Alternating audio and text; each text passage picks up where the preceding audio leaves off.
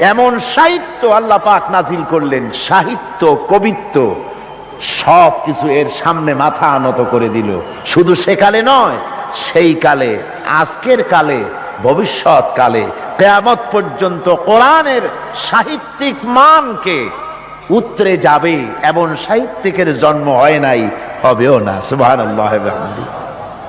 আমি বলতেছিলাম নবীদেরকে তিনটা জিনিস দেওয়া হয়েছে সমানভাবে।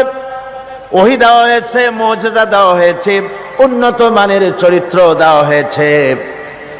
হযরতে দাউদ আলাইহিস সালামকে যে মুজিজা দেওয়া হলো, দাউদ আলাইহিস সালাম ইন্তেকাল করলেন, মুজিজা তার কবরে চলে গেল। আজ আর পৃথিবীতে কোন মানুষ লোহা ধরে চাপ দিলে পানি হয়ে পড়ে যাবে না। সুলাইমান আলাইহিস সালাম ইন্তেকাল করলেন, মুজিজা কবরে নিয়ে চলে গেলেন। আজ আর পৃথিবীর কোন মানুষ বিনা ইঞ্জিনে তক্তায় বসলে